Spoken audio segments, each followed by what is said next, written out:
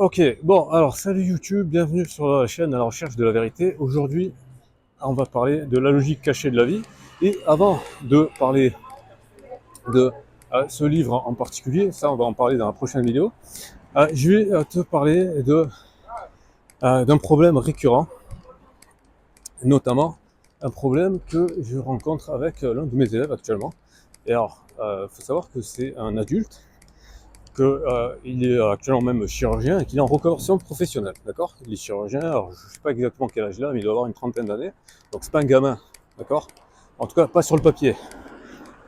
Et donc, il prend des cours avec moi et tout, parce qu'il va passer un concours pour être prof. Donc, moi, je lui explique, parce qu'en parallèle de ça, il a déjà pris des cours du CNED et compagnie, hein, donc ça veut dire qu'il a déjà foison de cours, tout ce que tu veux en termes de matériel. Et je lui dis, écoute, si tu passes un concours, contrairement à un examen, bah, il faut que tu sois meilleur que les autres.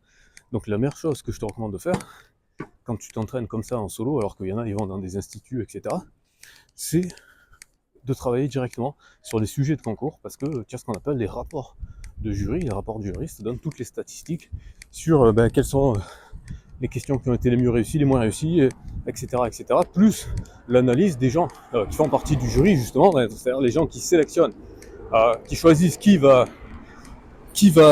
participer ou qui va pas participer. Et donc du coup, leur remarque, c'est une mine d'or. En fait, c'est la meilleure ressource que tu peux avoir. Bon, et donc on commence à travailler là-dessus.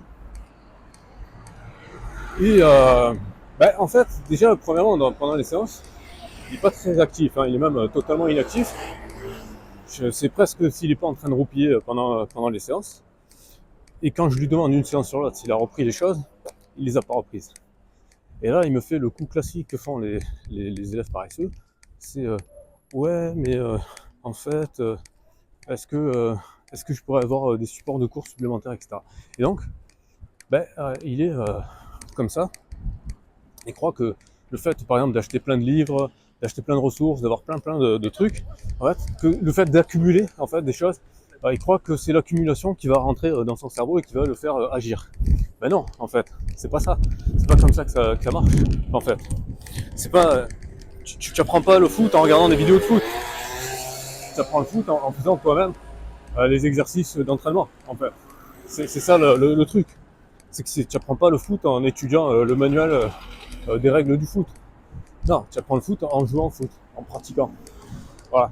Ben, c'est pareil pour tout, en fait. C'est la pratique qui permet de comprendre. Mais pour véritablement apprendre à maîtriser un domaine, il faut surtout apprendre la confiance en soi, de s'autonomiser du référent, en fait.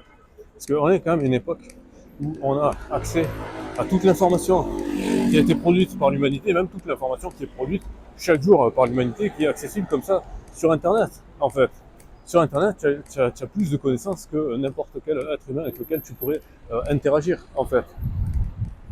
Donc, ça veut dire quoi? Ça veut dire que il faut simplement y aller, tout simplement. Faut pas attendre la permission, en fait. Il n'y a pas besoin de permission de quoi que ce soit. Tu vas chercher les ressources dont tu as besoin et tu vas les utiliser. Et donc, dans ce cas-là, tu pourrais me dire, ah ouais, mais donc dans ce cas-là, tous les profs sont au chômage. En fait, non. Parce que ce qui va pas disparaître, c'est le besoin d'interagir avec quelqu'un pendant que tu as fait les actions nécessaires, en fait, pour avoir des retours d'expérience. Voilà, ça disparaît pas. Ça n'est pas dans les manuels, en fait. Mais pour ça, pour avoir un retour d'expérience, il faut déjà commencer par faire l'expérience, en fait. C'est ça le truc. Voilà. Donc, ça, c'est le premier point. Donc, le premier point, c'est l'information, elle est là, elle est partout. Arrête de jeter ton argent par la fenêtre. Tu n'as rien besoin d'acheter. L'information, elle est là, partout, gratuitement sur Internet. Simplement, il faut que tu prennes l'habitude de chercher, en fait. Et c'est là qu'il y a un deuxième outil qui existe maintenant depuis 3 ans, quand même, maintenant, bientôt 4. C'est les outils de langage, comme ChatGPT, comme Google Gemini, comme Claude AI, comme DeepSeek et compagnie. Ces outils-là, il faut bien comprendre que la bêtise, c'est de croire que c'est eux qui vont faire le travail à ta place. Non, ça c'est débile. Ça c'est ce que tous les marketeurs ils te vendent, et c'est du n'importe quoi. Ça c'est débile. C'est d'ailleurs un gros problème. Parce qu'il y a plein de singes qui recopient bêtement ces choses-là, et en plus ça pollue l'internet. Donc ça c'est un vrai problème. Mais non, la chose c'est que ces outils-là, il faut que tu t'en serves pour essayer de mieux formuler ta pensée, pour essayer de questionner les connaissances que tu as étudiées, que tu es en train de rechercher, ce genre de choses. D'accord? Donc c'est toujours dans l'interaction, dans l'action-interaction. Et ces interactions qui vont être différentes des interactions que tu vas avoir avec des humains. Et ces interactions qui sont quand même utiles. Ça peut être très utile, notamment pour tous les trucs où ça va être répétitif, etc. Les exercices d'entraînement, ce genre de choses.